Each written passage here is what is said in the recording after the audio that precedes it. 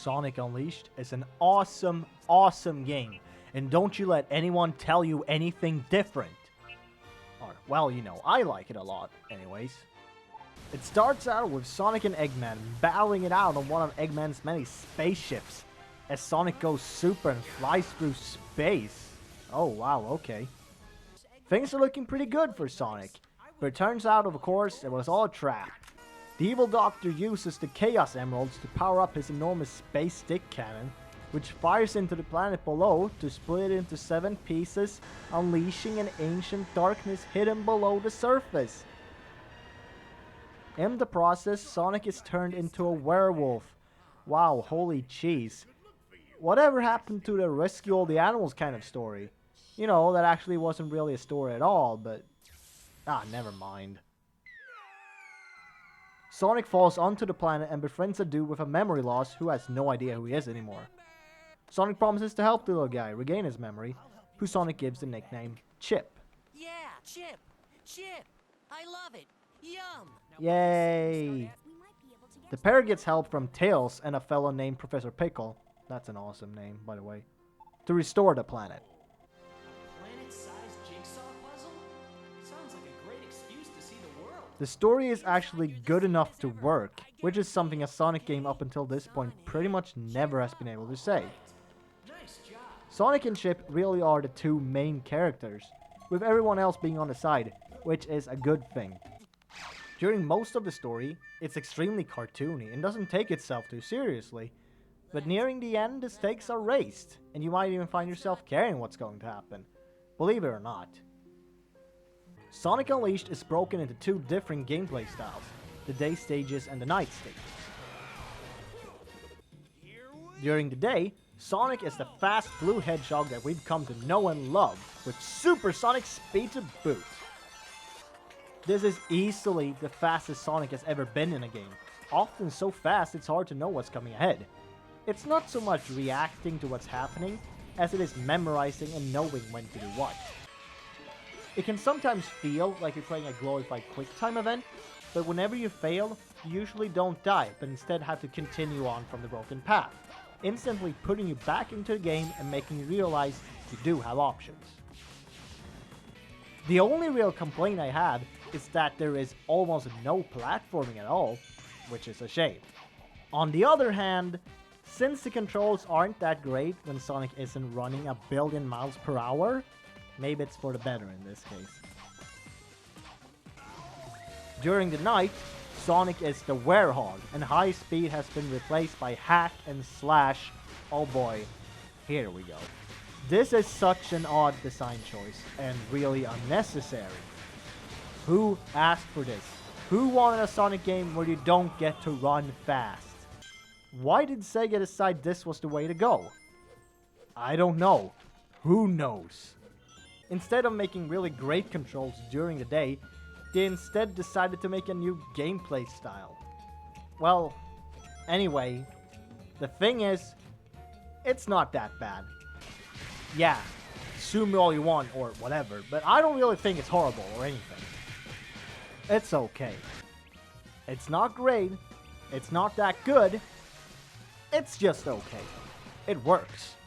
The controls work, the camera works, the fighting works.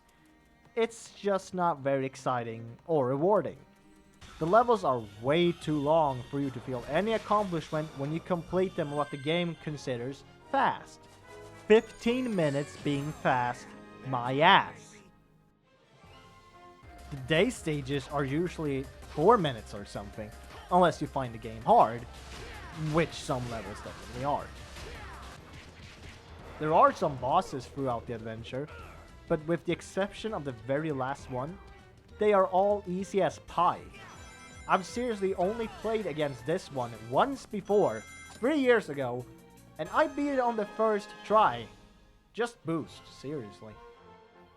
In order to progress through the game, you need to both level up and collect medals.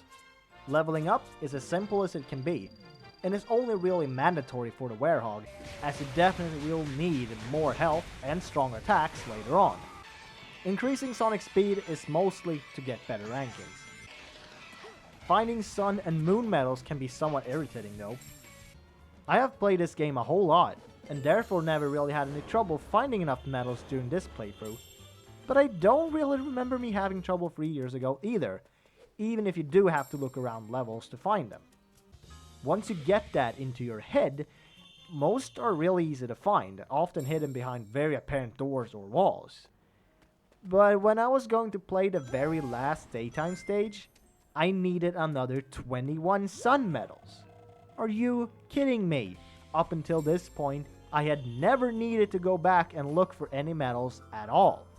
And I had picked over half in every level I had played. Thankfully, there are a lot of optional stages that also have medals. I actually find these stages to be quite good and often overlooked by people playing this game, even if none are as good as the mandatory ones. Some of them suck hard though, like this one in particular. This one can go drink from a toilet. There are also these hot dog stand challenges, where you need to complete a specific objective during a stage, like collecting a set number of rings, completing a level under a time limit, and so on. These challenges are mostly for shits and giggles, as the only real thing you get from these are achievements. Visually, this game looks awesome. There are no plants or grass waving in the wind, and the frame rate can sometimes drop down way too low. But other than that, I don't really have any complaints. There's a ton of colors, and all worlds look varied and unique. The environments are quite large, with pretty short load times to boot. The look of all the people are very Pixar inspired, and that works perfectly for this game. None of that somewhat realistic look from some of the more recent titles. Looks good, don't it? On the audio side of things, there's not that much to complain about either. The music is some of the best I've heard, period, with tunes perfectly complementing the environments you're in. It's impossible not to hum along to most of these tracks, but dang, that battle music just won't ever shut up. The voice acting works, Chip is pretty funny, and Professor Pickle and Eggman are actually great. Am I quite right, Tails?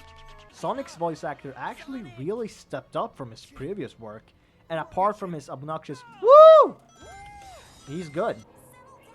Tails can get eaten by monsters for all I care. Sonic Unleashed is by no means a masterpiece. It is way too unreliable and jerky for that. Did I just get stuck inside of a wall? But I still have a great time playing this game.